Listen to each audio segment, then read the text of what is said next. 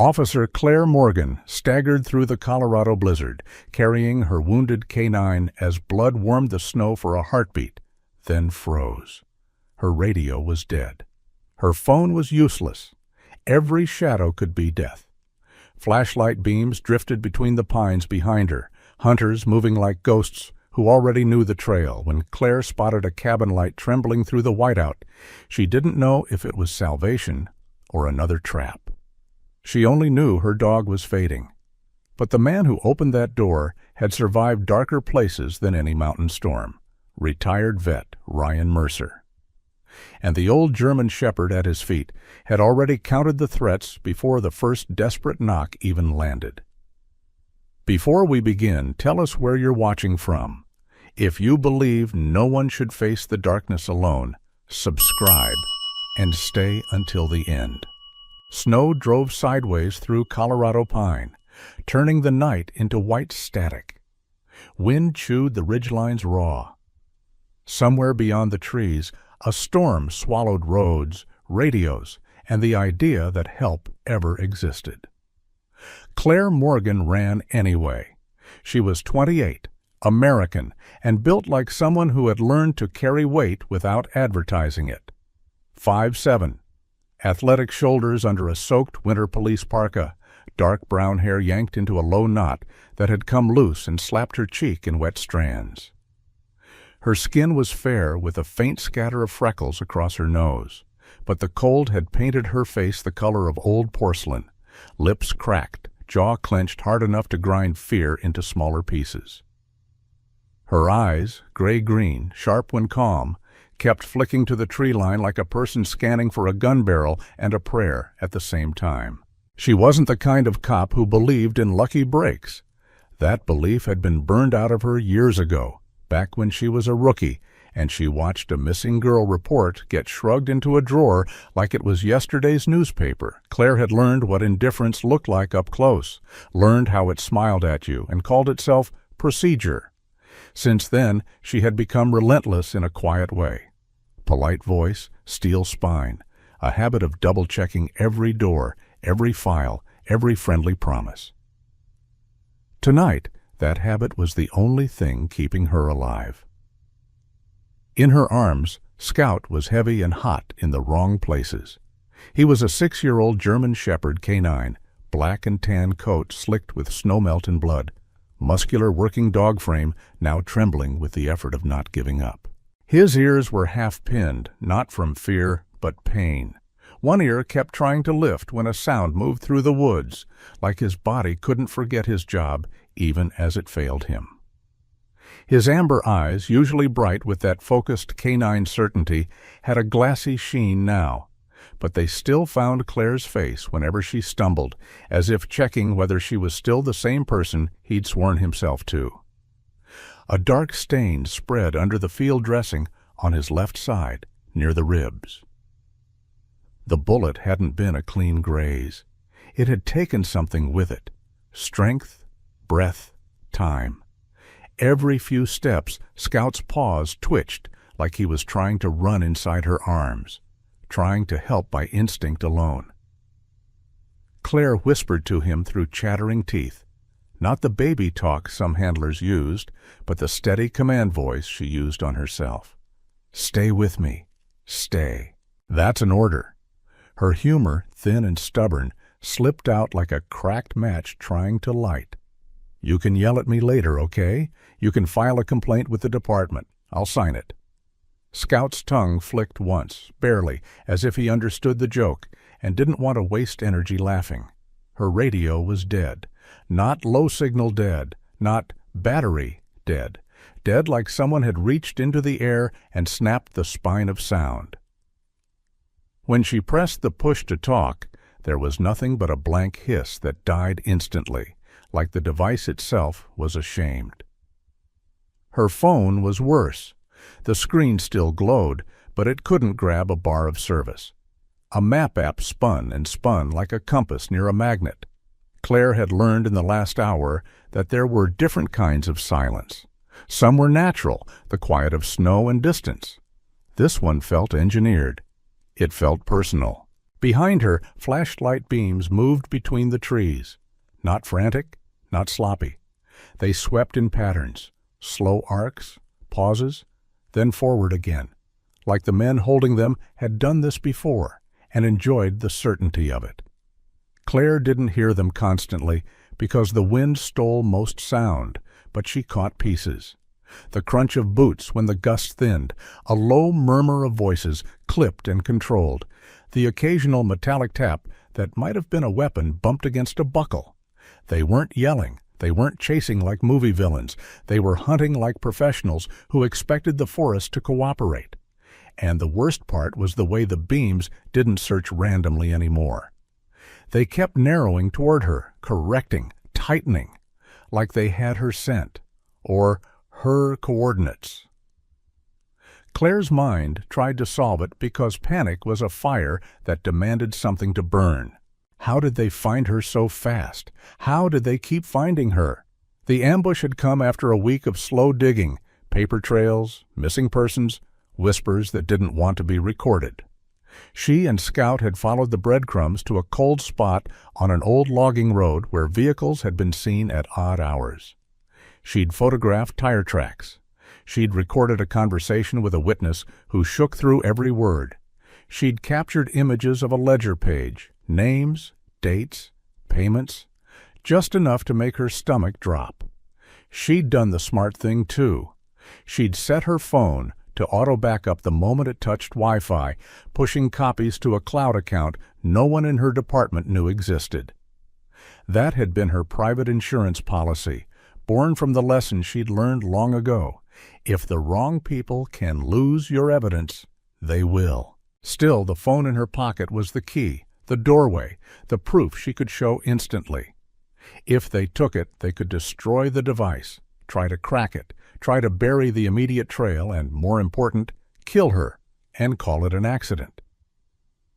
The cloud data would remain, but dead women didn't testify. Dead women didn't point agents to the right mine shaft or the right barn or the right badge number.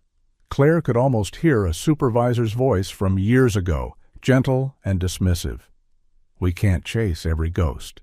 She had answered then, and she answered now in the only way that mattered. By refusing to become one. Her arms burned. Scout's weight wasn't enormous for a shepherd, but carrying a grown working dog while sprinting through knee-deep snow was like wrestling a concrete statue that kept bleeding. She adjusted her grip, one arm under his chest, the other under his hips, trying to keep pressure off the wound. Scout's breath puffed against her sleeve. Too shallow. Too fast. Claire's own lungs scraped like sandpaper. Each inhale tasted of pine resin and cold metal. Her boots slipped on hidden ice. She caught herself against a tree trunk, bark tearing at her glove, and for a moment her knees buckled. In that half-second, the flashlight beams behind her brightened through the trunks, closer now, sharper. Claire's heart hammered so hard she thought it might announce her location like a siren. She forced herself to move again. Think. The forest was a map she didn't fully own. She'd grown up in suburbs, not mountains. She was trained, yes, search patterns, survival basics. But this was different. This was winter wilderness with an injured dog and unknown men who moved like a team. Claire's brain reached for rules. Stay low, avoid ridgelines, don't silhouette yourself against open snowfields.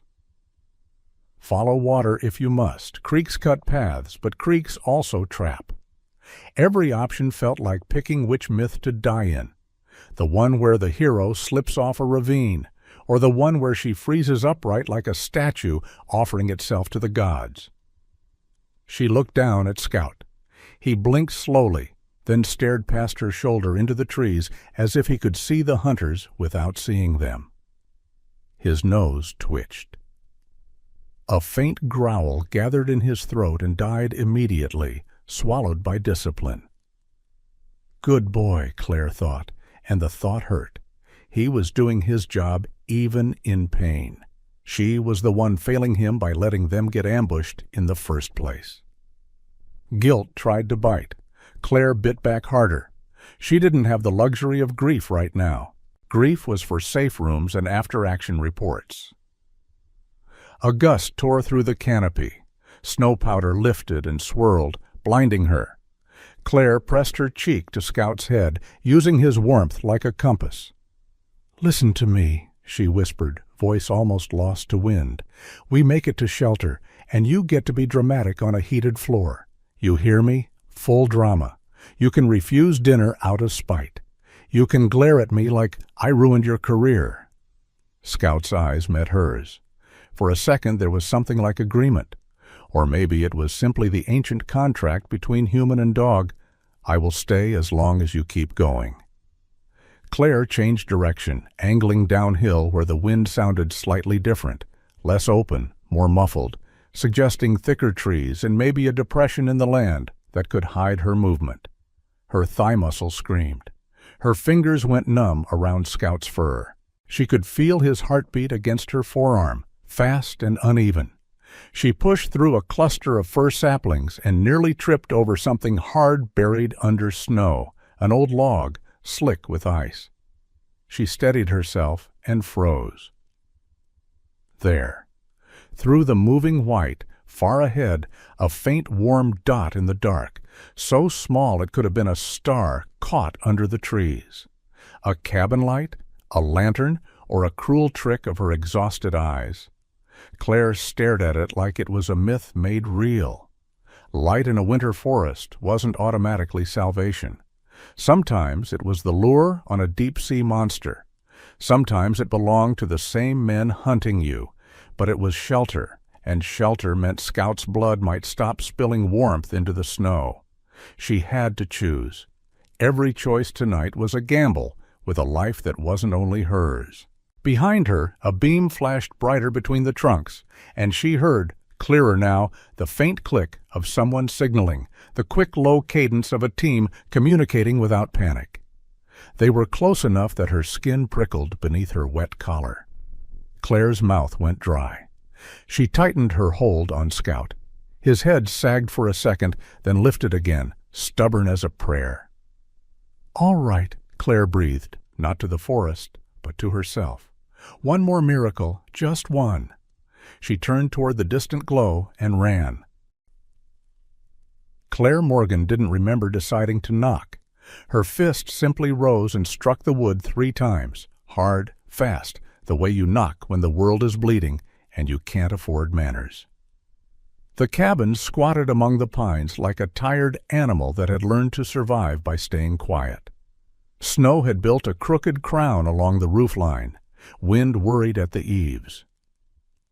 A single rectangle of warm light trembled behind the front window as if the storm itself was trying to blow it out. Claire stood on the porch with Scout sagging in her arms, her muscles trembling from the long carry, her lungs tearing for air that felt like knives.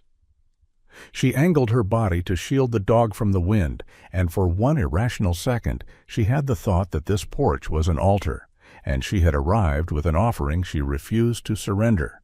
Behind her the forest pressed close, black trunks, white drift, a silence that didn't feel innocent. She heard it again, the faint crunch of boots somewhere beyond the tree line, swallowed by gusts but not erased. Flashlight beams hadn't hit the porch yet, but she could feel them coming the way prey feels pressure before teeth appear. Scout's head lifted a fraction. His nose twitched. A low sound wanted to build in his throat, and died, disciplined even in pain. Claire bent her face near his ear. "Just a minute," she whispered. "Just 1 minute." She didn't ask the night for mercy. She didn't believe it gave any. She asked for time, because time was a resource you could spend like blood. The cabin door opened not all the way, but a measured slice, 6 inches, maybe 8, enough for an eye, a muzzle, and a gun barrel if needed. A man filled that narrow gap like a barricade. Ryan Mercer was 39, tall, around 6'2", with a lean, hard build that suggested he hadn't lost the habit of being ready even after he had told the world he was done. His face carried the kind of angles that looked carved rather than grown, sharp cheekbones, a squared jaw, a mouth that had forgotten how to soften easily. A short beard shadowed his jawline, more rough than styled, and his hair was cut close, sandy brown, with a hint of gray at the temples, like winter had left fingerprints there. His eyes were a clear, watchful blue, too awake, too calibrated, and they didn't move the way civilian eyes moved. They took inventory. They counted distance and exits.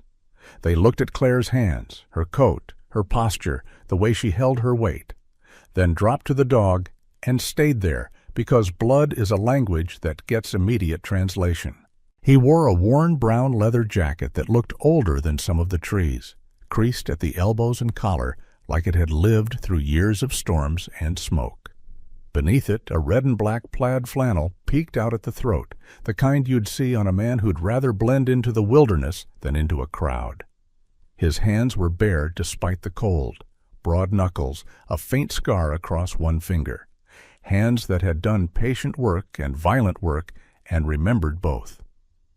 At his feet, half hidden by the shadow of his legs, stood a German shepherd whose age had put silver along his muzzle. Bear was past his prime, 10, maybe 11, with a thick coat that used to be jet and tan, but now held patches of lighter fur like frost that never fully melted. One ear had a slight notch, the souvenir of some long-ago accident. His eyes, amber and steady, were what made Claire's spine tighten, not the wild shine of an aggressive dog, but the calm, judging gaze of something that had watched humans lie and learned not to be impressed. Bear didn't bark. He didn't lunge. He simply shifted his weight forward, placing himself between Ryan and the gap in the door, chest low, breath quiet, reading Claire the way a good dog reads weather. "Stop," Ryan said, voice low, controlled, no wasted syllables. It wasn't a threat. It was a boundary placed on the world. Claire froze because she recognized the tone. It was the tone of someone who'd had to make a decision fast enough that hesitation could kill. "I'm not here to," she began, but her voice cracked from cold and sprint, and the fact that fear had been living in her throat for miles. She swallowed, forced it down. She lifted her badge with a hand that wasn't supporting Scout, but she didn't shove it forward like it granted her power. Tonight it felt like a target. "Officer Claire Morgan," she said, "Colorado State Police." The words came out steady only because she had practiced steadiness in mirrors for years, after funerals, after briefings, after people told her to let cases go. "My K9 is hit. I need help." Not me. Not my career. Not my investigation. My dog. Because in her arms, Scout's body was starting to slacken in a way that terrified her more than guns ever had. Scout's breathing fluttered. A thin line of red seeped again at the edge of the dressing and disappeared into the fur, like the storm was drinking it. Claire's arms tightened instinctively, as if she could hold the life in by sheer grip. Ryan's gaze stayed on Scout. It softened, not much, but enough to show there was a man under the weapon-shaped posture. Something moved in his face like an old memory trying to come up and being pushed back down. He spoke again, quieter. "How far behind you?" Claire's eyes flicked past him, into the warm dim of the cabin. She saw only a slice, a wood stove's orange glow, a table with tools, the outline of a chair. She smelled smoke, pine, and something metallic like solder. A man living alone, keeping himself busy so his mind couldn't chew him alive. "Close," she said. "Minutes." Ryan's jaw tightened. He glanced once to the left, toward the tree line, like his hearing could pick out the difference between wind and intent. Bear's ears turned, not upright and barking, but rotating with slow precision, tracking a sound Claire couldn't hear. That small movement told Ryan everything he needed. Claire saw the moment of choice happen in Ryan's body before it happened in his words. Shoulders shift, weight settle, breath measured. This wasn't a man who decided with hope. This was a man who decided with mathematics. Risk, reward, responsibility. He opened the door wider. The warm air spilled out like a hand trying to pull Claire inside. For a heartbeat, she didn't move because her brain screamed at her that cabin lights could be traps and strangers could be worse than pursuers. Then Scout made a sound, tiny, involuntary, a soft whine that barely escaped, and Claire's entire world snapped into one simple fact. If she hesitated, he might not make it. Ryan's voice cut through the storm. "Inside, now, slow, don't reach for anything." It wasn't unkind. It was the way a man speaks when he's trying to keep someone alive who doesn't know the rules of the room yet. Bear stepped back half a pace to let them pass, but his body stayed angled, ready to close the distance if Claire made the wrong move. Claire carried Scout across the threshold with careful steps, boots leaving wet prints on the rough plank floor. The cabin's heat hit her like a wave, shocking her skin awake. Her eyes watered instantly. From warmth, from exhaustion, from the sudden terrifying thought that she might have made it to safety and didn't know what to do with that. Ryan's hand came up, palm out, stopping her again. He looked at Scout one more time, then finally looked at Claire's face. Really looked. "You didn't come here for yourself," he said, as if he could read the prioritization in her bones. "No," Claire whispered. The admission felt like prayer and confession at once. Outside, wind slammed the porch railing. Somewhere beyond the walls, a branch cracked like a gunshot. Bear's head turned toward the front window, eyes narrowing, the old dog's calm turning sharper. Ryan moved without hurry and slid the deadbolt into place. Then the second, then the third, each click a small iron sentence. Claire stood in the cabin's center, still holding Scout, her arms shaking now not just from strain, but from the delayed arrival of terror. She realized she hadn't truly believed the door would open. She'd run toward the light like it was myth, and now she was inside the myth, and myths always demand a price. Ryan stepped closer, voice low enough that it felt like it belonged to the fire. "Put him down by the stove," he said, gently. Claire nodded, and for the first time since the ambush, she allowed herself one fragile thought. Maybe this stranger was not another enemy. Maybe he was the kind of man Storms had tried to break and failed. She began to kneel. Scout's paws brushed the floor. Bear hovered near Claire's shoulder like a silent sentinel. Not friendly, not cruel, simply present, the way old guardians are when they've seen too much to waste motion. And as Claire lowered her wounded partner toward the warmth, she heard it again outside. Faint, steady, unmistakable.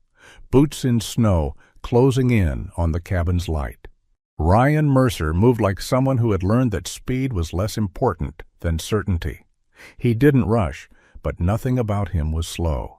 He guided Claire to the wood stove with a hand that hovered near her shoulder. Close enough to steady her if she fell, distant enough to show he wasn't offering comfort for free. The stove's heat painted the cabin in restless orange, turning shadows into long-backed animals that watched from corners. Claire lowered Scout onto a folded wool blanket near the hearth. The dog's legs folded under him with a heavy surrender that made her throat tighten. Scout's chest rose in shallow bursts, the sound faint and wet, as if the cold had climbed inside his ribs and refused to leave. Through. The smell hit Claire next. Iron, damp fur, antiseptic from her field kit. And something else, faintly acrid, smoke and solder and old batteries. A cabin that wasn't just for hiding. A cabin that had been prepared for problems. Ryan crossed to a cabinet built into the log wall and snapped it open. Inside was a first aid kit that looked military issued once upon a time, now repacked with the ruthless organization of a man who couldn't sleep unless every tool had a place. He pulled out gauze, tape, a small bottle of antiseptic, hemostatic powder, and a curved needle kit. His hands didn't tremble, not because he wasn't afraid. Claire recognized the difference now, but because fear had been trained into a smaller, more useful shape. Ryan knelt beside Scout and placed one palm on the dog's shoulder, firm and calm. "Easy," he murmured, not in the sweet tone people used for pets, but in the tone of command that said, "You are safe enough to stop fighting me." Scout's eyes flicked to Ryan's face. The dog's ears tried to lift, then sagged again. Still, he didn't snap. He didn't resist. That trust, earned somewhere in a past Claire didn't know, made her feel both grateful and ashamed. She'd brought danger to this doorstep, and yet the dog was the one showing discipline. Bear, the older German shepherd, remained between the front door and the room like a living warning sign. Up close, his age showed in the faint stiffness of his hind legs and the silver peppered through his muzzle, but his posture was a quiet, rigid readiness. He watched Claire with a slow, deliberate gaze, then watched Scout, then flicked attention to the window whenever the wind changed pitch. Claire realized Bear wasn't guarding the cabin from her. He was guarding the people inside from whatever the storm carried. His loyalty wasn't sentimental. It was structural, like beams in a roof. "Tell me what happened," Ryan said, and finally his eyes came up to Claire's face.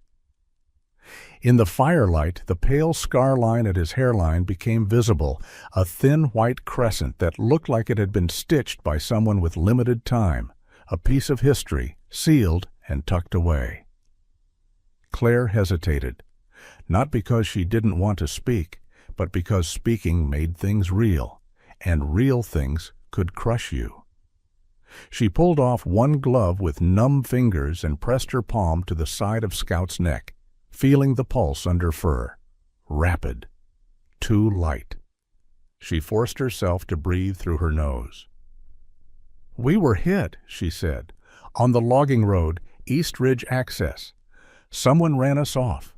I didn't even see the headlights until—" Her voice caught on the image, the sudden glare, the slam of metal, the sideways flip, the weightless moment where gravity decided to become a weapon.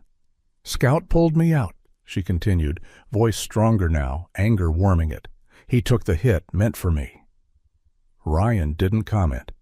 He simply opened the dressing Claire had applied and studied the wound with clinical focus. His jaw tightened once. "Entry low," he said quietly. "Not a graze." He cleaned around the wound, his touch sure, and Scout flinched. Ryan leaned closer and spoke again, softer. I know. The way he said it made Claire think of him speaking to someone else, another injured partner, another night, another place that still lived in his bones. Claire swallowed hard. "I've been investigating disappearances," she said. "Small towns, truck stops, women who don't get on the news." Her gaze drifted to the cabin's rough log walls, the rows of tools, the quiet stubbornness of a man who had built order out of solitude. 6 in 4 months, she added, all within a 100-mile radius. She heard herself and felt the old rage rise, rage at ignored reports, at shrugs, at the kind of quiet cruelty that comes from not caring. "My supervisors called them runaways," she said, bitter. "Drifters." She glanced at Ryan. "Like that makes them less human." Ryan's eyes didn't soften, but something in them hardened in a different way, like a lock turning. "And tonight you got close," he said. Claire nodded. "We found a pattern," she said, "and I found records, payments, names, dates, enough to prove it's organized." She patted her parka pocket where her phone sat like a brick. "It's on my phone, photos, audio, everything." Her voice dropped. "It's backed up too. Cloud." She didn't say how she'd set it up in secret, how she'd paid for it out of her own pocket, how she'd built it like a hidden ark, because she'd learned that ships sink when the wrong hands are on the wheel. She just said, "It exists." Bear let out a single low huff, not a bark, more a punctuation mark. Ryan's head turned slightly. "He hears something," Ryan said, but he didn't move. He kept working. Outside, a gust slammed a fistful of snow against the window. Claire's nerves jumped. The difference between wind and a man stepping on a porch was suddenly the biggest difference in the universe. Ryan finished cleaning the wound. He dusted the area with powder, then pressed gauze in place and began wrapping with practiced efficiency. "Hold him," he said. Claire immediately slid closer and placed one hand on Scout's shoulders, the other bracing his ribs. Scout's breathing fluttered. His eyes rolled toward her for a second, then back to Ryan, as if the dog was counting the people who were still fighting for him. Claire swallowed a sob she didn't have time to spend. "Good boy," she whispered, and this time the words were not an order, but a promise. As Ryan taped the bandage down, he spoke again. "Your radio," he said. "You said it went dead." "Yes," Claire answered, too quickly. "Storm interference. Happens up here." She wanted to believe that. She needed to believe it, because the alternative was a monster with a brain. Ryan's mouth twitched. Not humor, not quite. It was the expression of someone who had seen interference used as a weapon.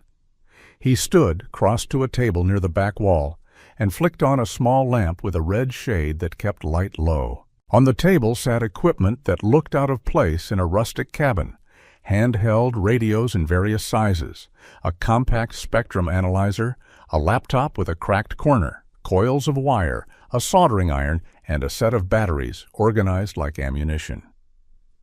The scene hit Claire with a strange mix of relief and unease. Relief that this man might actually be able to help. Unease that he had anticipated needing to.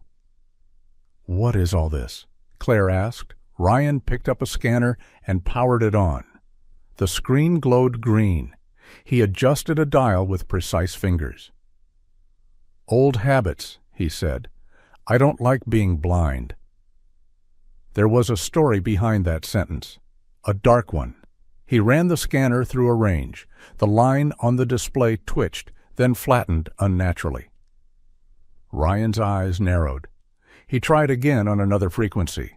Same. He leaned closer to the screen, as if staring harder could force the truth to confess. "That's not weather," he said finally. Claire felt her stomach tighten. "What do you mean?" Ryan tapped the scanner with a knuckle, then changed settings. "In a storm, you get noise," he explained, voice steady, clinical. "Static, spikes, variation." He gestured at the flat line. "This is suppression, deliberate, wideband." He looked at her. "Someone is jamming, strong enough to kill your radio and make your phone useless if you're in the wrong pocket of this valley." Claire's mouth went dry. The words settled on her like another layer of snow, heavy and cold. "That's not possible," she whispered, because possibility was a luxury she'd already spent. "Drug runners don't have—" "Who said drug runners?" Ryan cut in, calm as a knife. The question wasn't accusing, it was worse. It was an invitation to admit what she already knew but didn't want to say out loud. Claire stared at Scout, at the bandage, at the dog's ribs rising too fast. She thought of the ambush, how clean it had been, how the pursuers moved now, how the silence outside wasn't chaotic but organized. She thought of the missing women, the ledger photos, the names that intersected with legitimate businesses, legitimate uniforms. Her voice came out smaller. "I didn't want to believe it," she said, "but someone with training is involved, someone who knows how we move." Ryan held her gaze. "And they're close," he said. Bear's ears rotated toward the rear of the cabin. His lip lifted slightly, just enough for Claire to see teeth. Old, worn, but still capable. A low growl vibrated deep in his chest, so quiet Claire felt it more than heard it. Ryan stepped away from the table and moved toward the window, but he didn't lift the curtain fully. He cleared a small circle in the fogged glass with his knuckle. Outside, the world was a blur of snow and darkness, until a thin beam of light swept between trees, then another, then another. Not searching, coordinating. "They're here," Ryan said softly. Not panic, not surprise, just confirmation. Claire's hand went instinctively toward her sidearm, then stopped. She had lost it in the crash. She had a knife in her pocket and a badge in her coat and a phone that couldn't call anyone. She felt suddenly naked. "We need to call for backup," she whispered, the words reflexive. Ryan's eyes stayed on the lights. "Not if the line is cut," he said. "Not if the people you'd call are part of the same machine." He stepped back from the window and looked at Claire with a stillness that made the air feel heavier. "How sure are you that your department is clean?" Claire's throat tightened. She thought of faces in fluorescent-lit hallways, friendly hands on shoulders, coffee jokes, and dismissive smiles. She thought of the way her case had been stalled, redirected, minimized. She thought of the promotions and politics. She didn't have proof, only patterns, and patterns were dangerous. "I don't know," she admitted. "I don't know who's clean." Ryan nodded once, as if he'd expected that answer. He looked down at Scout. The dog's eyes were half closed now, but his ears twitched toward the door. Still listening. Still trying. Ryan's voice dropped, almost gentle. "We keep him alive," he said. "We keep you alive. Then we decide what to do with the truth." Outside, a sound echoed, wood under pressure, not a branch snapping in wind. A deliberate crack. Someone testing something. Claire's pulse jumped. Bear's growl deepened, his body lowering slightly, ready. Ryan's face didn't change. He simply moved, pulled a tactical flashlight from a drawer, and set it on the table within reach, like laying out a chess piece before the first move. "Whatever's out there," he said quietly. It didn't come with the storm.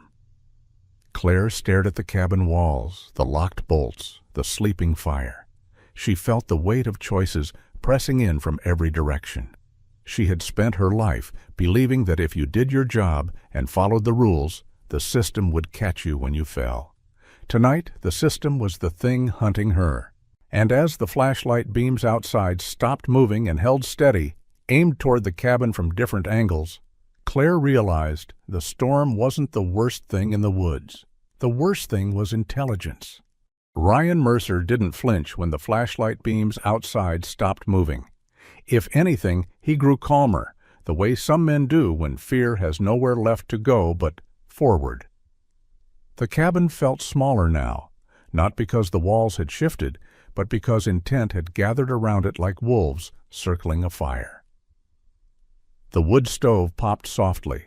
Scout lay on the blanket, chest rising too fast, eyes half-lidded, his body still fighting even as it begged for permission to stop. Claire Morgan knelt beside him, one hand resting on his shoulder, feeling the heat of life and the chill of losing it in the same breath. Bear remained near the front of the cabin, a gray-muzzled statue with amber eyes, his low growl humming like an old engine that refused to die. Ryan moved to Claire's side and crouched, not close enough to crowd her, but close enough to be heard over the storm. "They're not searching anymore," he said. "They're holding positions." His gaze flicked to her coat, then to the floor where her duty belt lay in a wet coil of nylon and leather she'd stripped off without thinking. The belt looked ordinary. Scuffed holster, flashlight clip, radio pouch, cuffs, an inventory of a law-abiding life. In Ryan's eyes, it looked like a battlefield kit. Claire swallowed. "They're waiting for me to make a mistake," she whispered. Ryan's mouth tightened. "You already made one," he said, but his voice wasn't cruel. It was factual, the way a medic tells you a bone is broken. He reached toward the belt, paused, and looked at her. "May I?" Claire nodded, though her pride flared and died quickly. Pride didn't stop bullets. Ryan lifted the belt with 2 fingers like it might be wired to bite. He turned it slowly, eyes scanning each seam, each buckle, each rivet. His movements were patient, almost gentle, but his focus was razor-sharp. Claire watched him and felt the uncomfortable truth settle in. This man had been trained to expect betrayal from objects. That kind of training doesn't come from drills. It comes from a day when a harmless thing wasn't harmless and someone paid the price. Ryan unhooked the flashlight. He checked the battery cap, then the radio pouch, empty now. Then the badge case clipped to the belt, the kind many officers used when they needed to display a shield quickly. Claire had always thought it was a convenience, a small piece of metal and leather designed to keep her hands free. Ryan studied it like a puzzle. His thumb ran along the backplate, pausing at a barely perceptible seam. Claire's heart kicked. "What is it?" Ryan didn't answer. He set the belt down and pulled a small folding knife from his pocket, worn, plain, used. He slid the blade edge into the seam and twisted with a careful pressure that felt like opening a secret door. The backplate lifted with a soft click. Inside, a tiny device blinked a faint red, a piece of hardware no bigger than a hearing aid battery nested in a hollowed cavity like a parasite in bone. For a second, Claire's mind refused to name it. Then the word rose anyway. Tracker. Her mouth went numb. She tried to speak, but the sentence broke. She stared at the blinking light as if it had personally betrayed her. It wasn't just a device. It was an accusation. Someone had placed it there with calm hands, with time, with access. Someone had smiled at her in a hallway and called her kid or partner or good work, and then had turned and clipped a leash to her without her knowing. Ryan held the device between finger and thumb. "That's how they're keeping your flashlight beams on you," he said quietly. "Not by luck, not by skill alone." He looked at her. "Who issued this?" "The department," Claire said, voice flat. "Standard." The word tasted like ash. Bear's growl deepened as if he understood the emotion behind the syllables. Scout's eyes opened wider for a moment, ears twitching. Even hurt, he tracked the shift in Claire's breathing.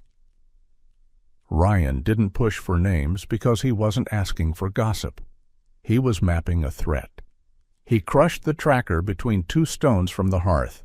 One firm press. The light died. The sound was small, almost laughably small, for something that had nearly gotten them killed. Ryan dropped the broken pieces into the stove. The fire took them without ceremony. Claire exhaled shakily. Relief tried to rise, but it didn't land. "If they were tracking me," she whispered, "then they knew where I was the whole time." Ryan's eyes didn't blink. "Yes." "And that means—" Claire's voice faltered. She thought of her case, the months of resistance, the sudden ambush, the clean coordination, the way her radio went dead, as if the sky had been turned off. "It means someone inside the system is protecting this." Ryan nodded once. "Or running it." The cabin suddenly felt less like shelter and more like a confession booth where the truth came out with blood on it. Claire looked down at Scout and felt a sting behind her eyes. Scout had trusted her, trusted the routes she chose, the people she called, the badge she wore. And she had unknowingly dragged him through a net laid by men who wore something similar. Ryan's voice softened by a fraction. "Your evidence," he said. "You said it's on your phone." Claire's fingers went to her parka pocket again. The phone was there, cold and heavy. "Yes, photos, audio, ledger pages. It's all there." "And backed up," Ryan said, confirming. "Yes," Claire answered. She forced her jaw steady. "Cloud." Ryan's eyes flicked toward the windows where beams held steady through the storm. "Then your phone is not just a device," he said. "It's a trophy. They want it because it's visible. It's immediate. It's the thing they can smash and pretend the truth died with it." Claire's stomach twisted. She pictured hands ripping her pocket, the crunch of glass, a boot heel grinding her work into snow. She had backups, yes, but she also had a nervous human fear. What if she didn't get a chance to tell anyone where to look? What if the cloud existed, but no one knew which cloud, which password, which link? Truth has a cruel weakness. It needs a mouth to speak it. Ryan stood and crossed to a shelf near the stove. He pulled down a small pouch made of dull gray fabric, stitched tight with a metal-lined interior, Faraday material designed to block signals. It looked out of place in a rustic cabin, like a piece of modern paranoia hung among old wood. He handed it to Claire. "Put the phone in there." Claire hesitated. "If I can't use it—" "You can't use it now anyway," Ryan said. "And if they get close enough to grab you, they'll get close enough to track the phone's last chatter. This makes the phone go dark." Claire swallowed and slipped the phone into the pouch. The act felt like putting her most precious weapon into a coffin. Still, she understood the logic. Ryan wasn't taking her evidence. He was removing its glow. He pulled a pencil and a small waterproof notepad from a drawer. "Now," he said, "you write what can't be smashed." Claire stared. "What?" "Your cloud access," Ryan said, voice steady. "Where it is, how to get in, a phrase that means something to you but not to anyone else. Something you can recall even half-frozen." Claire's hands trembled as she took the pencil. She'd set up the backup months ago under a pseudonym account, paid with a prepaid card, passwords built from fragments of memories, things that mattered only to her. She suddenly realized how fragile that security was if she died with it locked behind her ribs. She began writing not the full password, never the full password, but the breadcrumbs that would allow her to rebuild it. The provider, the alias, the second factor method, the recovery phrase she'd chosen because it referenced a childhood lullaby her mother used to hum. She wrote a short line that would mean nothing to a stranger and everything to her. Blue porch swing, winter hymn. As she wrote, Ryan watched the windows again. "They're still holding," he murmured. "They think they've got you pinned." Bear shifted, nails clicking softly on the floor. The old shepherd's head turned toward the back of the cabin. His ears went rigid. Claire felt her skin prickle. "What?" Ryan followed Bear's gaze toward the rear wall. The cabin had a second door, less used, half hidden behind stacked firewood and a hanging coat. Ryan didn't rush to it. He simply listened. Then he nodded, as if confirming a silent report. "They've widened the perimeter," he said. "They're covering the back, too." Claire's pencil scratched harder. The sound felt too loud. Her pulse roared in her ears. Ryan crouched beside Scout again, checking the bandage, feeling the dog's gums briefly to assess shock. His movements were calm, but his eyes sharpened when he looked at the dog's breathing. "We need to keep him warm," Ryan said, "and still." He grabbed another blanket and folded it over Scout's body, leaving only the muzzle exposed. Scout's eyes tracked Ryan. A faint tail twitch answered, barely there. Claire reached for Scout's paw and held it between her hands, rubbing warmth into the pads. "I'm sorry," she whispered, because apologies are sometimes the only prayer left. Scout blinked slowly, not accusing, only present. The wind hit the front of the cabin hard. Then came something different, a soft, metallic tap.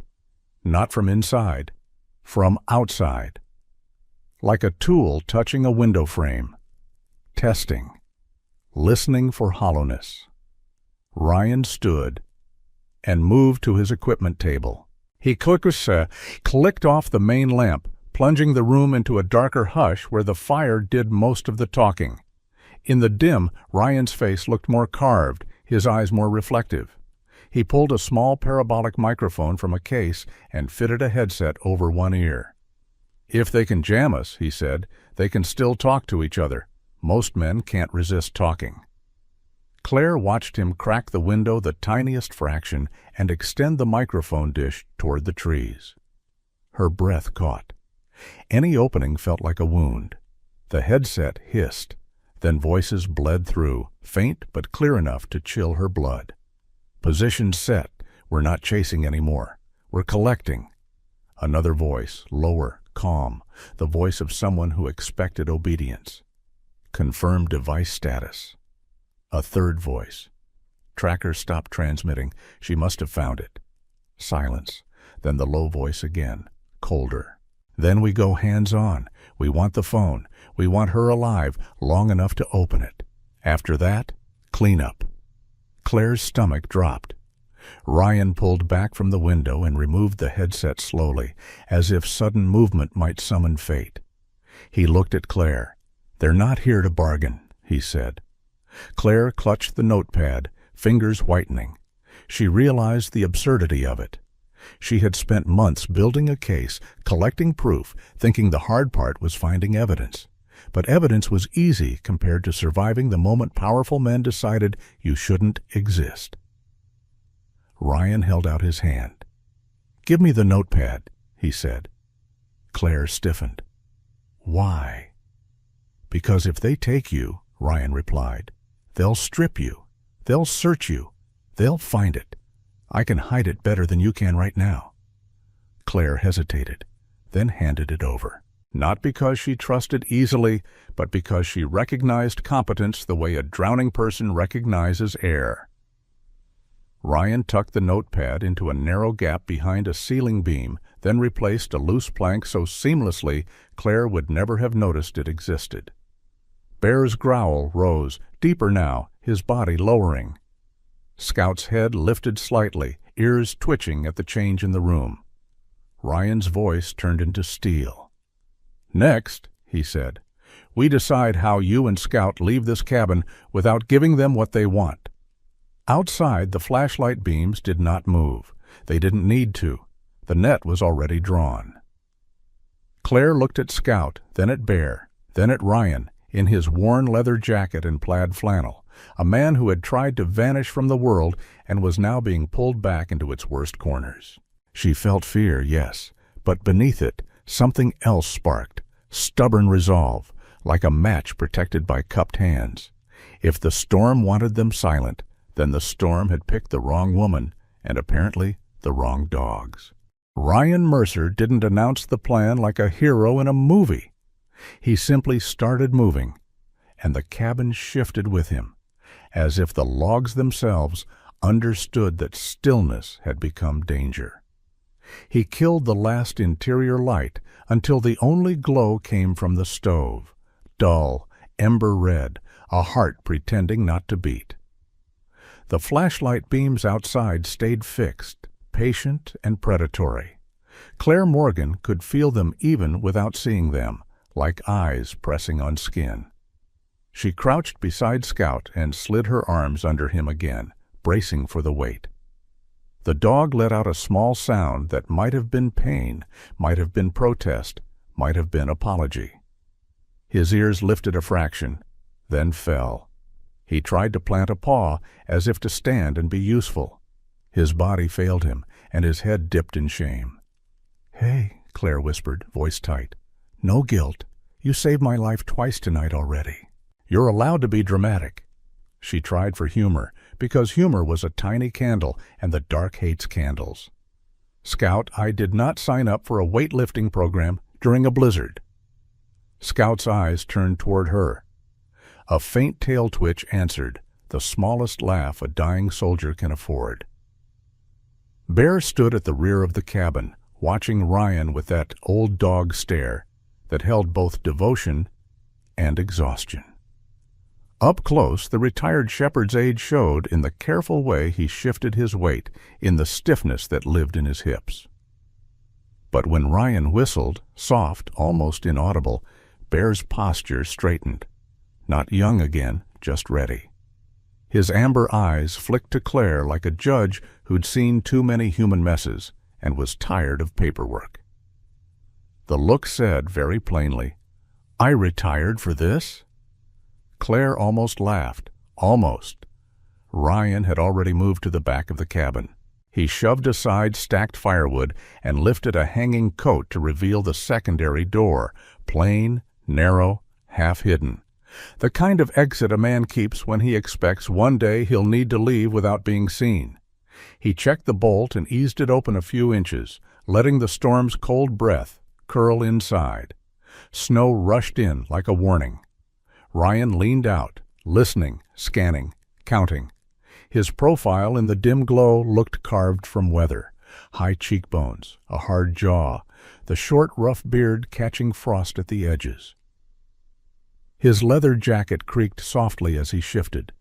The red and black plaid beneath it flashed like a wound of color in the gray world. "They're covering the front," he murmured without looking back. "They think you'll run toward the road." His eyes narrowed. "We won't." Claire swallowed. Her arms were already shaking with Scout's weight. She could carry him, yes, but every step in deep snow would tax her, and blood loss was an unforgiving clock. Still, she didn't argue. Ryan's calm wasn't arrogance. It was competence. He glanced at Scout, then at Claire. "You can still run?" "I can," Claire said, because anything else would be surrender. Her face tightened as she adjusted Scout in her arms, careful not to press his bandage. The dog's breathing rasped against her sleeve. Ryan nodded once. "Then we go now." He stepped out first, boots finding the porch boards with almost no sound. Claire followed, hunched under Scout's weight, and Bear slipped out last, silent as a shadow, closing the door gently behind them with his muzzle and a careful paw. That small motion hit Claire strangely, like watching an old warrior tuck the world in before battle. The backside of the cabin dropped into a shallow ravine choked with pines and drifts. The blizzard swallowed them instantly. Snow stung Claire's face like thrown salt. Wind roared through branches, ripping at her hair, turning her breath into a cloud that betrayed her position. Ryan motioned low, and they moved downhill into thicker cover. He didn't use a flashlight. He didn't need one. He read the terrain by memory and sound, where the creek dipped, where the rocks rose, where a fallen tree made a dark seam in the snow. The kind of navigation that comes from a man who has walked worse darkness than this and learned to treat it like an old enemy you never underestimate. Behind them, Bear kept close, not at Claire's heels, but slightly off to the side, scanning angles, ears rotating like quiet radar. Once the old dog glanced back toward the cabin. The look wasn't fear. It was calculation. He was listening for the moment the hunters realized the nest was empty. They moved through the pines, and the world became a tunnel of white and black. Claire's arms burned. Her legs sank to mid-calf in powder, then hit crusted ice that broke unpredictably. Each stumble threatened to jolt Scout's wound. She gritted her teeth and kept going, her mind narrowing to the rhythm of survival. Step, breathe, don't fall, don't drop him, don't stop. Somewhere behind them, the cabin's front door would be tested. A window might shatter. A voice would curse. The net would tighten. Ryan led them toward what looked like nothing, a thick stand of spruce and a mound of drifted snow. He pushed branches aside and revealed a narrow cut between two boulders, a natural corridor that angled down into the ravine like a secret throat. "This way," he murmured. Claire followed, shoulders scraping bark, Scout's fur catching on twigs. She nearly lost balance and hissed out a breath. "Scout," she whispered, half laughing through pain, "when we get out of this, you are buying dinner." Bear gave her another glance, pure offended dignity. The expression seemed to say, "I do not work for free." Claire almost laughed again, and the laugh nearly became a sob. A sound cracked behind them. Glass? No? Too sharp? The wind could do that to branches. But then she heard a second sound, a faint bullhorn call, distorted by distance and snow. Not words, just the tone of command, someone announcing ownership of the night. Ryan's head tilted. He didn't speak, but his pace increased. They emerged from the corridor into a frozen creek bed, shallow and winding, the banks higher here, offering cover. Ryan stepped into the creek bed without hesitation. The ice held. He moved quickly along the darker line where water once ran, using the banks as a shield. Claire followed, boots slipping on slick ice. Scout's weight shifted. He whimpered, then forced himself silent, ashamed of sound. Claire tightened her arms. "Don't you dare apologize," she whispered. "Not to me." They had covered perhaps 200 yards when Bear froze. His body went rigid, head up, ears pinned back. A low growl rolled out of him, not loud, but urgent. Ryan stopped instantly. He crouched and listened. Claire did too, breath held. Voices. Not behind. Ahead, faint through the storm, two men talking, close enough that Claire could hear the cadence even if she couldn't catch words. The flash of a beam cut across the tree line above the creek bank. They had pushed teams wide. They weren't just surrounding the cabin anymore. They were sealing roots. Ryan gestured to the bank and mouthed, "Down." Claire slid into a depression beneath an overhang of snow and roots, crouching low with Scout against her chest. The dog's eyes were open now, alert despite pain. He stared at the bank above them as if he could see through snow. Bear pressed in close, his body blocking the gap like a shield. The old dog's breath was controlled, silent, discipline forged from years of listening to humans make bad decisions. A flashlight beam swept the creek bed, drifting closer. Claire's heart hammered so hard she thought it would shake snow loose. She could smell the cold metal of her own fear. Ryan didn't move. He watched the beam, measured its arc, waited for the man holding it to angle away. When the beam slid off, Ryan rose in a single smooth motion and moved up the bank in the opposite direction, using the momentary blindness. He waved Claire forward. She followed, legs trembling. Scout's head lifted slightly as if to help balance. His eyes met hers, and Claire saw something in them that broke her a little. The dog was embarrassed. Not because he was weak, dogs don't think that way, but because he couldn't do his job. He couldn't run point. He couldn't bite. He couldn't protect. He could only be carried. Claire leaned her forehead briefly to his, a fleeting touch in the storm. "Your job," she whispered, "is to live." They moved again, climbing out of the creek bed toward a ridge line Ryan seemed to know. The snow deepened. The wind turned vicious. Claire's arms screamed. Her shoulders went numb. She felt the first tremor of exhaustion threatening to make her clumsy. She forced herself to adjust, to breathe, to keep the rhythm. Then Bear did something that made Claire's throat tighten. The old shepherd moved closer, pressed his shoulder against her thigh, and helped steady her as she climbed. Not pushing her forward, just bracing her, lending his stubborn mass like a cane. He didn't look at her while he did it. He just did it, because loyalty isn't always loud. Sometimes it's an old dog offering his body as support without expecting gratitude. Behind them, the storm carried distant shouts now. The hunters had realized the cabin was empty. Flashlight beams multiplied, sweeping wider. Somewhere, someone cursed. The sound felt like a whip crack across the forest. Ryan glanced back once, eyes narrowed. "They'll try to cut us off from the logging road," he said. "We don't go there." "Where then?" Claire rasped. Ryan pointed into the white. "There's an old game trail that drops into Miller Hollow," he said. "No service, no roads, but it connects to a ridgeline that leads to a ranger boundary marker. If we can reach that marker—" His voice tightened. "The jammer's range might thin." Claire didn't like the word might, but she also didn't like dying. She nodded. They pushed on, 3 figures and 2 dogs swallowed by a blizzard that made every sound a secret. Claire carried Scout as if carrying a vow. Ryan led like a man who had once guided teammates through fire and would not let the mountain take another one. Bear guarded the rear, old bones complaining, old heart unbroken. His expression still saying, with dry cosmic humor, "Retirement is a lie humans tell dogs." A fresh beam sliced through the trees to their left, and Claire's breath caught. Ryan raised a hand. Stop. He waited, listening, then shifted them into a stand of dense spruce where the branches hung low and heavy with snow, masking their heat and shape. Claire crouched, Scout's breath warm against her wrist. The storm roared on, the only witness that couldn't be bribed.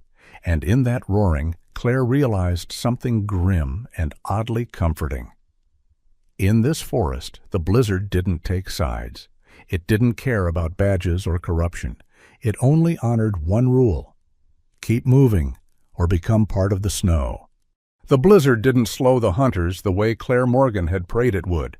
It only made them meaner. Snow swallowed footprints, yes, but it also swallowed mercy. In the dark, men with training didn't need clear skies. They needed certainty, and they had it. They had teams, angles, and the quiet confidence of people who believed the wilderness belonged to them.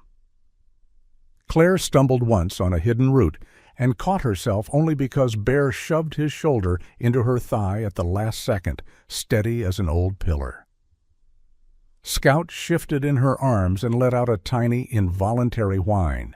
He immediately tried to smother it, muzzle tightening, ears flattening in shame.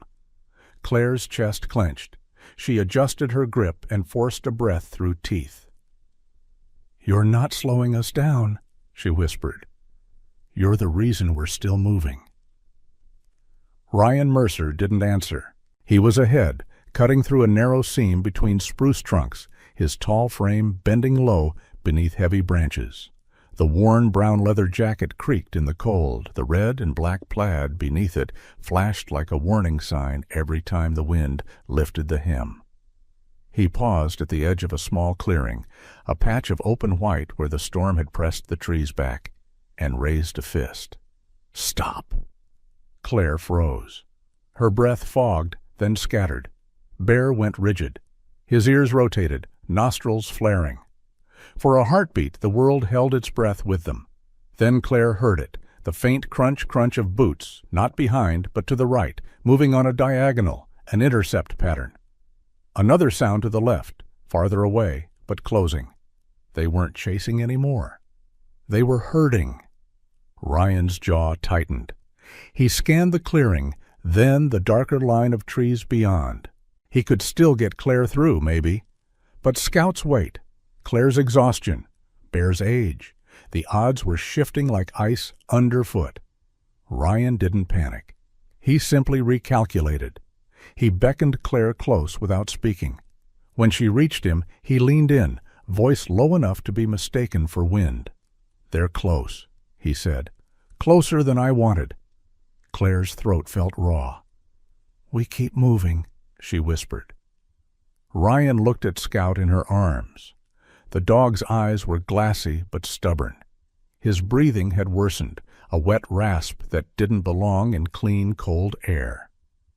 Ryan's expression tightened, something like anger, but aimed at the universe. Then he looked at Claire, and his gaze sharpened into decision. "They think the phone is the truth," he said. "They think if they get it, they erase you." Claire's fingers clenched around Scout.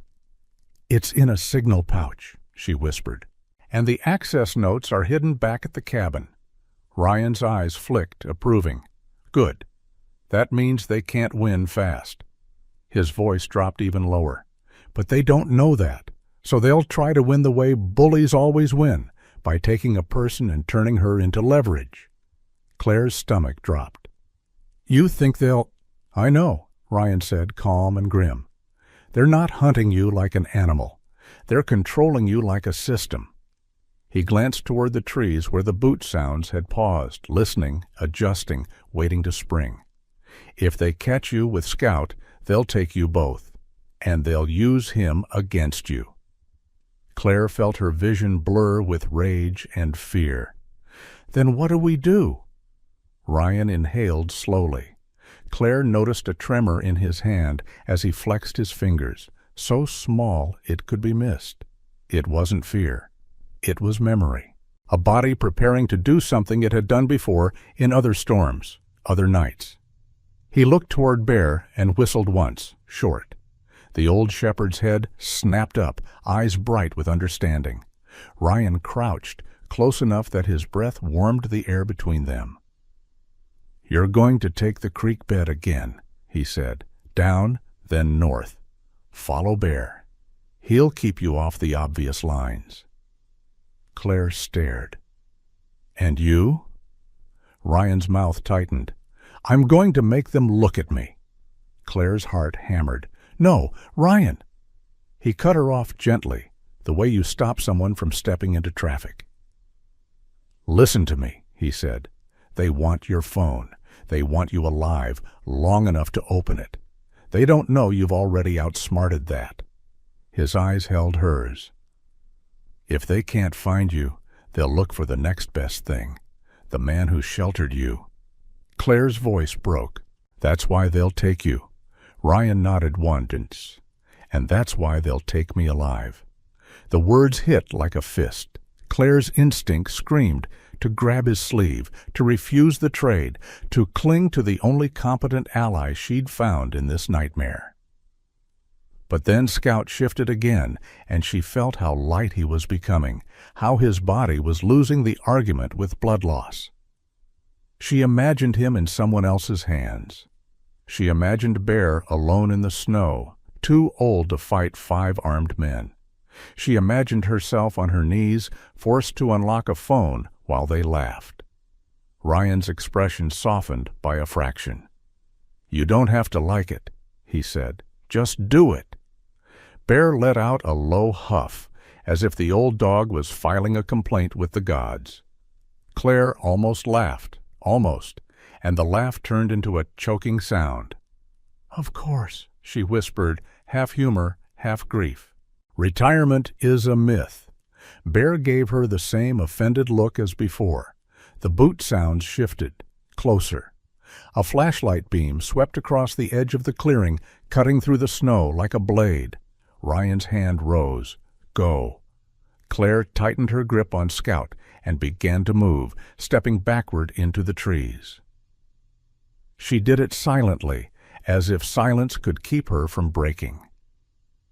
Bear followed her immediately, pressing close, shoulder bracing her, when the slope dipped. The old shepherd led, nose low, choosing routes no human would have trusted. Ryan waited until they were 20 yards into cover. Then he did the exact opposite of hiding. He stepped into the clearing and snapped a dead branch off a small spruce with a sharp crack that the storm couldn't fully swallow. He kicked through a drift so snow exploded upward. He let his boots stamp in a deliberate rhythm, not running, not fleeing, but moving like a man who wanted to be heard. Then he whistled, loud, clear, a sound that turned every head within a quarter mile. Claire flinched at the whistle like it was a gunshot. Scout's ears twitched. Bear froze for half a second, then kept moving, because dogs understand sacrifice better than most humans do. A voice cut through the storm from the right, male, commanding, amplified slightly. "There!" another voice answered. "Contact! Moving!" Flashlights snapped toward Ryan's position like hungry eyes finding meat. Ryan ran then, fast, fluid, disappearing into the trees, angling away from the creek bed and away from Claire's path. He moved with the efficiency of someone who knew that pursuit is a dance and the first step decides who leads. He didn't sprint blindly. He guided them, pulling them toward a ridgeline that would expose him to sight while shielding Claire behind thicker terrain. Claire kept moving with Bear, but she couldn't stop listening. Every shouted command felt like a hand reaching into her chest.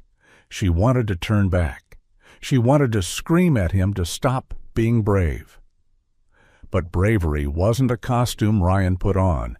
It was a scar he wore under the leather. They reached the creek bed again. Bear dropped down first, then looked back at Claire, eyes steady. "Go." Claire slid down, boots hitting ice, nearly falling. Bear shoved her again, saving her. Scout's head lifted, and Claire saw him watching the direction Ryan had gone, eyes intent, as if the wounded dog wanted to get up and chase his own guilt away. Then the blizzard delivered a new sound, a short burst of gunfire, distant but unmistakable. 2 shots, maybe 3, not aimed to kill, but to stop. Claire's blood went cold. She stumbled forward, nearly dropping Scout. Bear's body pressed against her legs, steadying.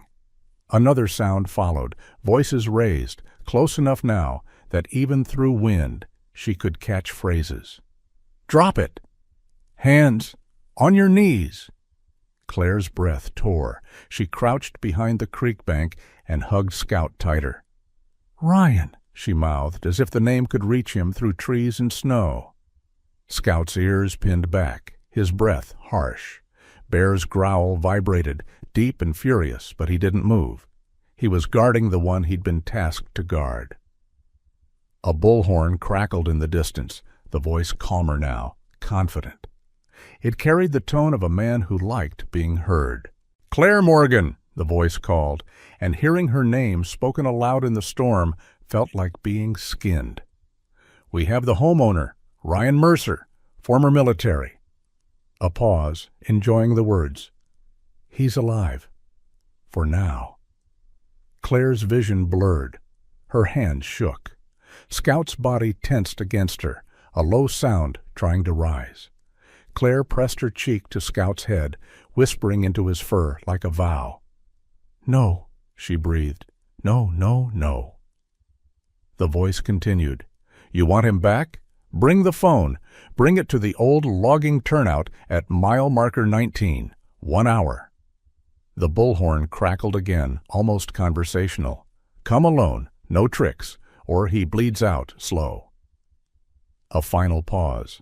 Then the voice, colder. "And if you try to call anyone, remember, the woods are quiet because we make them quiet." The bullhorn went dead. The blizzard swallowed the silence that followed, thick and suffocating. Claire sat frozen behind the creek bank, Scout in her arms. Bear crouched beside her like a wall. Her heart felt squeezed in a fist. Ryan had done exactly what he said. He had made them look at him. He had bought her time with his own body. Scout lifted his head weakly and looked at Claire. In his eyes she saw the same thing she felt. Helpless fury. The dog's jaw clenched as if he wanted to bite the universe. Claire's mouth twisted into a broken attempt at humor, because if she didn't find something, anything to hold on to, she would shatter. "Scout," she whispered hoarsely, "I hate negotiation." Her eyes burned. "And I'm guessing you're not a fan either." Bear glanced at her with that ancient, weary judgment again, as if to say, "Humans.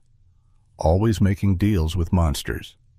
Then he looked back toward the ridge, ears sharp, listening. Claire inhaled through pain and forced her mind into motion. The phone in the Faraday pouch was not the truth, but it was the bait they believed in. Ryan was now their hostage, their leverage. And the storm, faithful witness, kept roaring overhead, indifferent to human bargains. Claire stared into the dark woods, her mind racing. Ryan had bought her time. Now she had to decide what to spend it on, obedience or war. The bullhorn's last words didn't fade so much as sink into Claire Morgan's bones. The storm swallowed sound, but it couldn't swallow meaning. Bring the phone. 1 hour. Come alone, no tricks. And the ugliest promise of all, the woods are quiet because we make them quiet. Claire crouched behind the creek bank until her thighs trembled, Scout heavy and warm in her arms. Bear pressed beside her like a granite slab with fur. She forced her breathing to slow because panic would turn her hands clumsy, and clumsy hands dropped lives. The Faraday pouch with her phone felt like a dead bird in her pocket. Still there, still real, still bait. The truth was safer than they knew, but Ryan Mercer was not. He was somewhere out there, bound to men who believed leverage was a language the world respected. Claire touched Scout's head and felt the faint vibration of his low, restrained growl. Even wounded, the German shepherd's mind was still working, still scanning, still measuring. The black and tan coat that used to look like a uniform now looked like a banner, one that had been torn but not lowered. His eyes met Claire's, and she saw it again. Apology. The dog was sorry for needing her arms, sorry for slowing her down, sorry for being hurt when his entire identity was built around protecting. "You can stop writing apology letters with your face," Claire whispered, voice rough. "I've already forgiven you for being mortal." She tried to smile because a smile was a small rebellion. "Besides, you're still scarier than most men." Bear huffed softly as if to say, "Correct, and I'm the proof."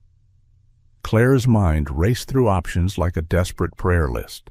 Call local dispatch? Ryan had proven the jamming was active and deliberate. Even if she reached a bar of signal, who would answer that wasn't owned? Go to the meeting point with the phone? That was obedience dressed as strategy. Try to fight alone? That was a tragedy waiting for a title. Then she looked at the dogs beside her, one old, one injured, and understood a hard truth the mountains had always known. When human systems rot, you lean on the creatures who don't lie. She whispered, "Okay, forest rules." Bear's ears pricked. Scout's gaze sharpened. The blizzard didn't care. It only listened. Claire pulled the notepad memory line from her head. Blue porch swing, winter hymn, checked it like a talisman. The proof lived beyond her phone, yes, but she still needed a living mouth to tell someone where to dig. And she needed time. Time was now measured in Ryan's breath. She turned to Bear first. The old shepherd was soaked through, snow crusted along his muzzle and brows like frost on a veteran's eyebrows. His body was stiff with age, but his eyes were the same eyes that had once read threat in a footstep. Claire leaned close and spoke as if Bear understood every word, because he did, in the only way that mattered. "Bear," she murmured, "you're going to do something you're going to hate." Bear's expression sharpened into offended suspicion. "You're going to run." Bear's tail flicked once, an insult in motion. "Run? At my age? In this economy?" Claire almost laughed again, and it nearly broke her. "Yeah," she whispered. "I know. Believe me, I know." She slid her hand under Bear's collar and found the worn tag. Ryan had kept it simple. Name, number, nothing flashy. A man who didn't want attention didn't dress his dog in medals. But Bear carried his own medals in muscle memory. Claire pointed into the trees. "Ryan told me once, back at the cabin, there's an old ranger station with an emergency transmitter. He knew it because he fixed up a roof there years ago after a fire, when nobody else came. You remember the place." She swallowed, eyes burning. "I need you to go there, find a human. Make noise. Make the kind of noise nobody ignores." Bear looked at her, then at Scout. Then, for the briefest moment, Bear looked in the direction Ryan had been taken, and something ancient moved behind his eyes. An old oath. He wasn't just a retired dog. He was a promise that had grown gray. Claire's voice softened, a little myth slipping into it without her permission. "Go," she breathed. "Be the messenger. Be the thunder." Bear's ears went forward. Then he turned and moved into the storm, not fast at first, because old joints negotiate with cold.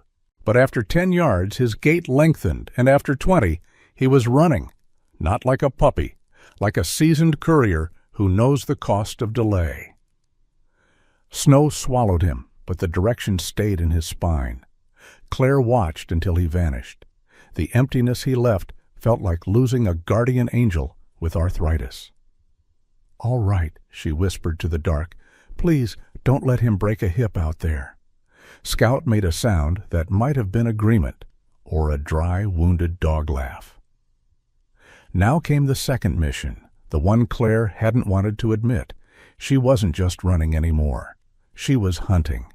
She shifted Scout carefully to the ground behind a thick spruce trunk and knelt to inspect the bandage. His breathing was still rough, but he was alert. His front paws twitched with the desperate urge to stand. Claire touched his cheek. "I know you want to be the hero," she whispered. "But right now, you're the map." Scout's ears lifted. The dog stared at her as if he understood the upgrade in job title. Claire pulled a strip of cloth from her sleeve, part of her thermal scarf, and tied it loosely around Scout's torso, creating a makeshift support sling under his ribs. Not elegant, but functional. She slid her arm beneath it so she could help lift and stabilize him while still moving. Scout tried to bear weight. He grimaced, if dogs could grimace, and then steadied, using 3 legs and pure stubbornness. "Good," Claire said softly. "We're going to move like a 3-legged lie." She guided him forward, keeping to low ground, avoiding ridges where silhouettes could be seen. Scout paused often, nose working overtime. He ignored the obvious trails, too many boot scents, too many human decisions. He led her through tangled brush and narrow crevices where snow drifted deeper, but footprints vanished faster. Once, he stopped suddenly, body rigid, ears pinned. Claire froze. Voices drifted through the trees. Close. Men talking in clipped patterns. Professional search cadence. Scout shifted left without sound, guiding her into a hollow beneath fallen branches. Claire held her breath until her lungs screamed. The voices passed. The flashlight beams never touched them.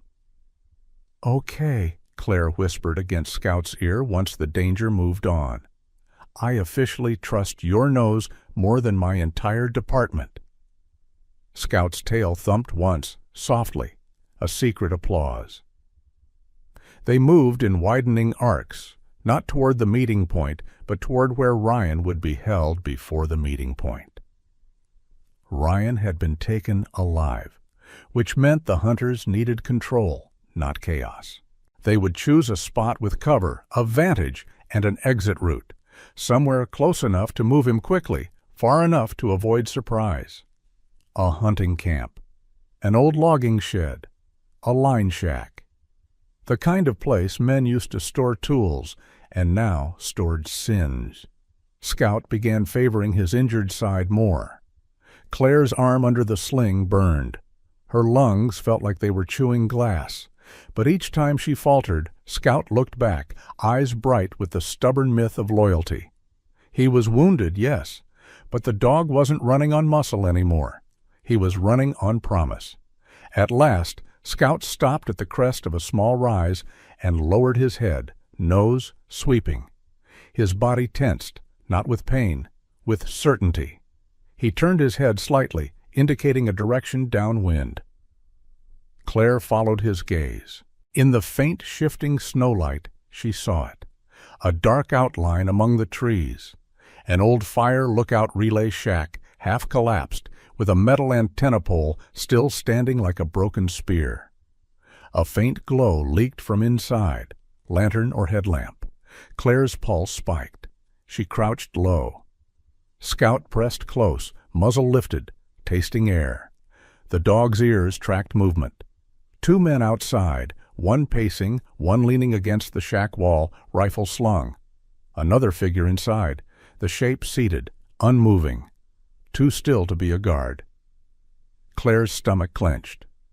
Ryan. She couldn't charge. She couldn't trade. Not yet.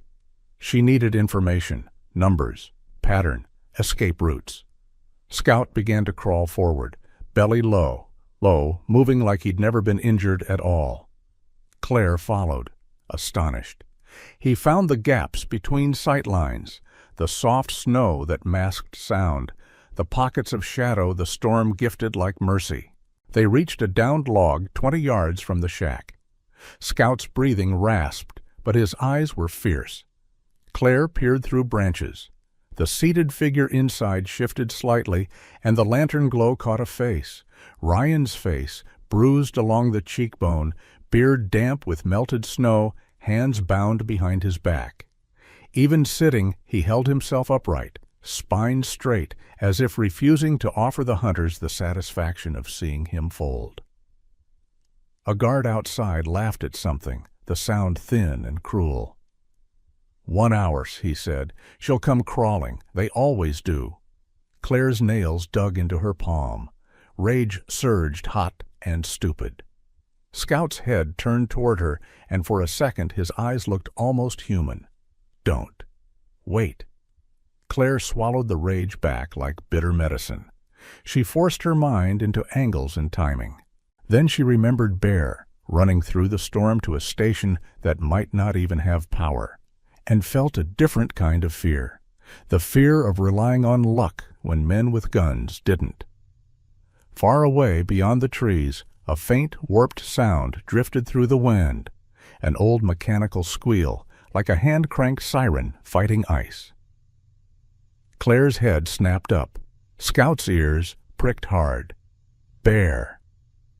The messenger had found something. Inside the shack, one guard turned his head, listening. What the hell is that? Another shrugged. Wind. But his posture changed. Uncertainty entered him like cold water. Claire's heart hammered. She couldn't call clean authority, but Bear had called something, someone, into motion. And Scout, wounded as he was, had brought Claire to the mouth of Ryan's cage. 2 dogs, 2 missions. The forest's version of prayer and war. Claire leaned close to Scout and whispered, half humor, half vow, "Okay, partner.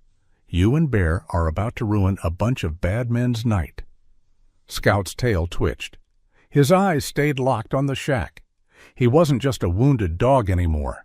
He was the sharp edge of a rescue. Dawn didn't belong to people. In the Colorado winter, dawn belonged to the mountains, and the mountains gave it only when they felt like it. Claire Morgan knew that now with a clarity that hurt. Whatever Bear had awakened at the old station, whatever thin thread of clean help had begun moving, it would crawl, not fly. Roads would be choked. Visibility would be a lie. And anyone honest enough to come would be careful enough to arrive late. So Claire did the only thing left. She stopped waiting for miracles to drop from the sky, and she started making one with her hands.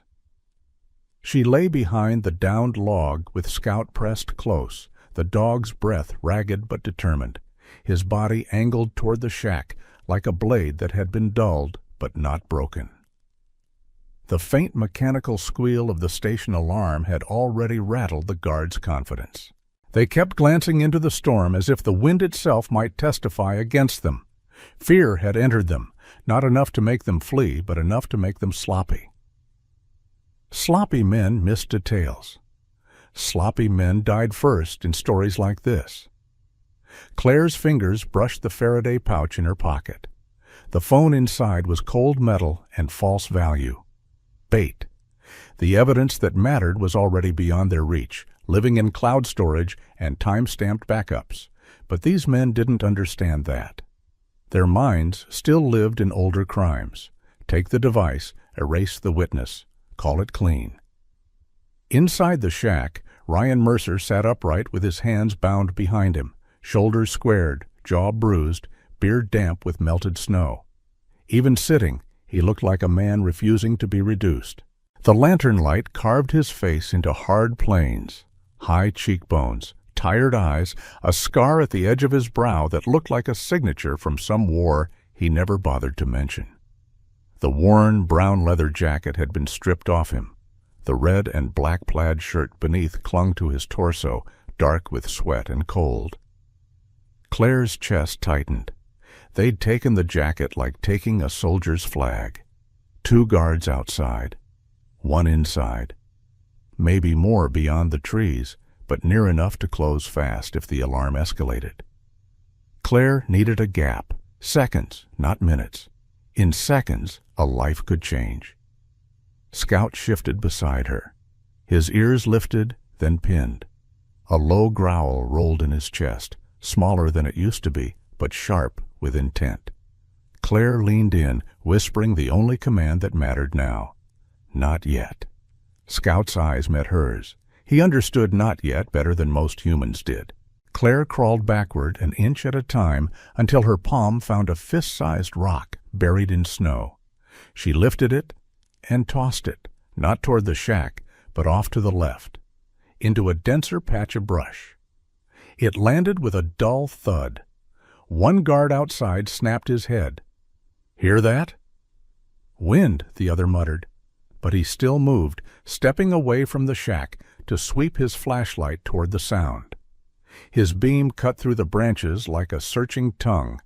That left the second guard closer to the door, weight on one leg, rifle slung with casual arrogance. Claire's pulse hammered. She looked at Scout and saw the dog's body coiled despite the limp, a spring wound tight by loyalty. "Now," she breathed. Scout exploded from cover like a myth refusing to stay dead. He didn't run so much as launch, 3 legs and pure resolve. His shoulder slammed into the guard's thighs, taking the man down hard into the snow. The guard's shout fractured into surprise. Scout's jaws clamped not on flesh, but on the man's wrist, controlling, pinning, twisting him away from his weapon. Training and love together, violence with purpose. Claire surged forward at the same instant, boots sliding on ice, gun raised, not to kill, but to command. "Drop it," she barked, voice slicing through the storm with the authority she'd earned the hard way. The second guard spun toward the commotion, flashlight beam jerking. His hand went for his sidearm. Claire fired once, into the snow at his feet. The shot cracked like lightning. The man froze, startled by the fact that she wasn't a hunted animal anymore. She was a decision. Inside the shack, the third guard lunged toward Ryan, as if to use him as shield. Claire's mind did not hesitate.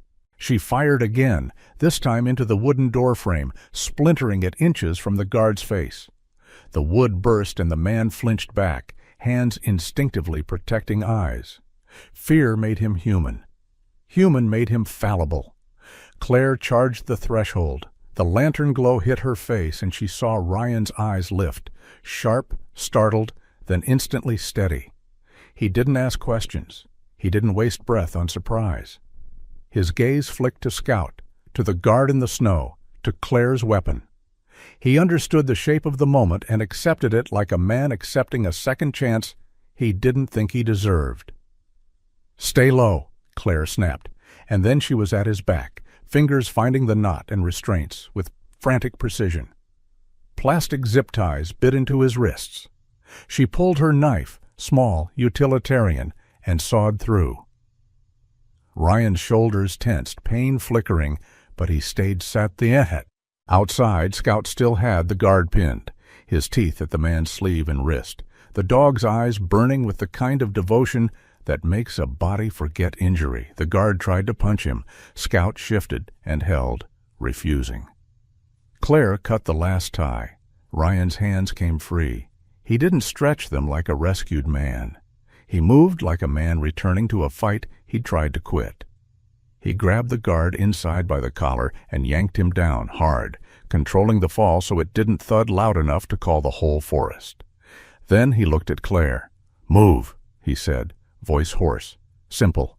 They moved. Claire swung her arm under Scout's sling again, helping the dog pivot away from the pinned guard. Scout released and limped toward her at once, breath harsh, eyes bright with savage joy.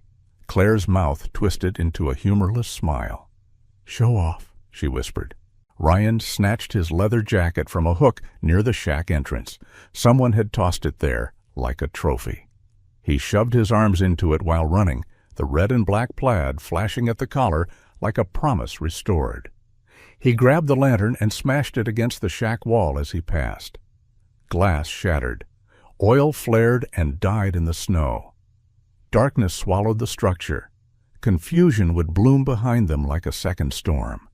They sprinted, Claire leading, Scout limping but fast when it mattered, Ryan at her shoulder, longer stride, scanning behind. Flashlight beams snapped to life in the trees. Voices rose. The woods woke up angry. Claire angled them toward terrain no vehicle could own. The narrow creek path that twisted between boulders, a place where engines became useless and bodies had to negotiate with rock. Scout's nose worked even while running. He veered them left around a ravine drop that would have killed Claire in the dark. Ryan followed without question. Behind them, a shot cracked. Too far, too panicked. A bullet snapped into a trunk. Bark burst like shrapnel.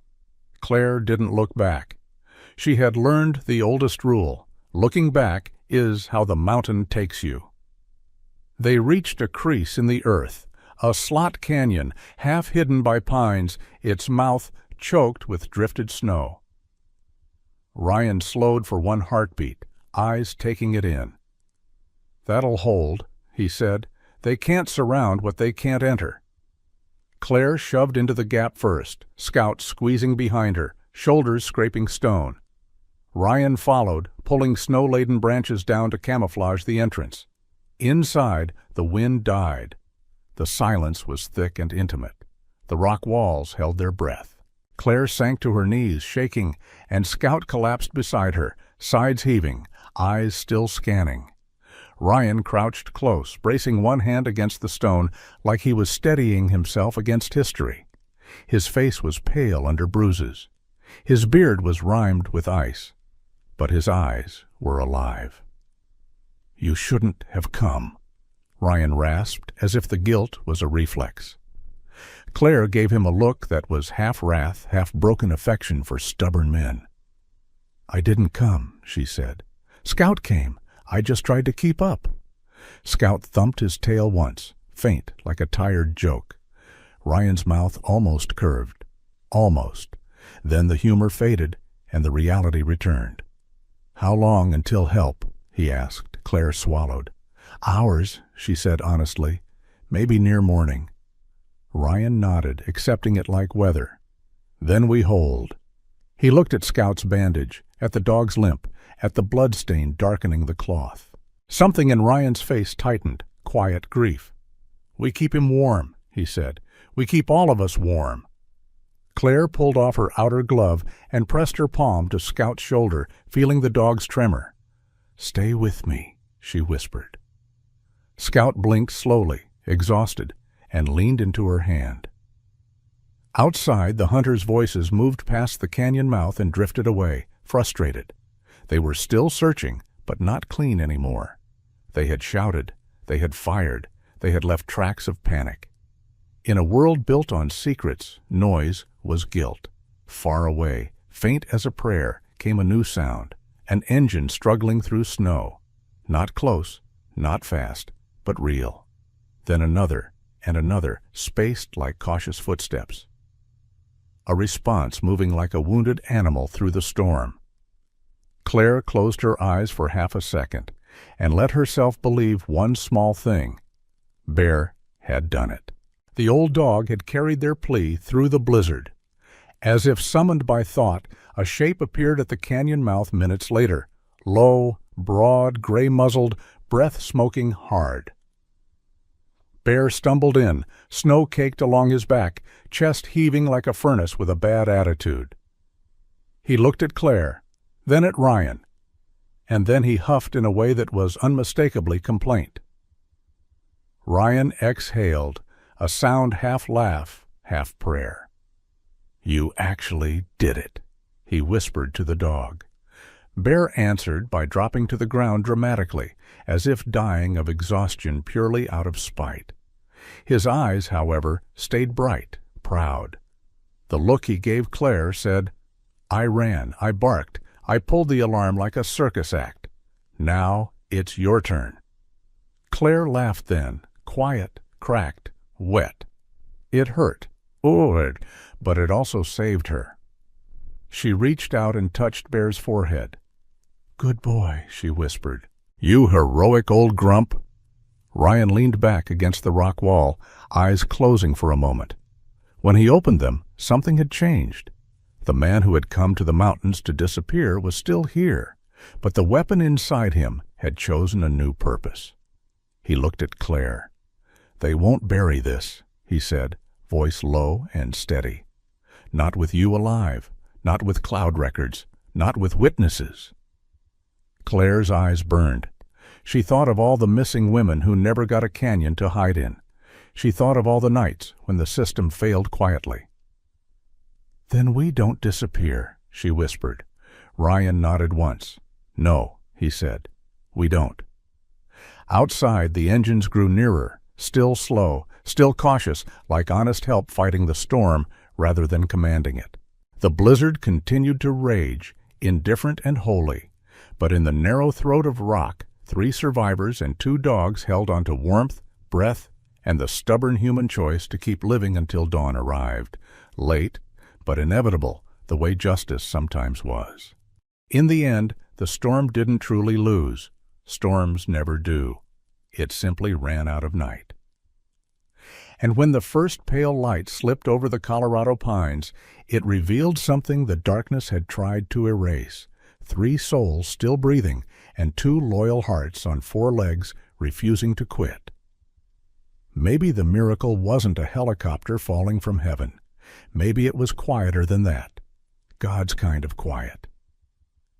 A door that opened, a stranger who chose to help, an old dog who ran until his lungs burned, a wounded dog who still stood between evil and the one he loved.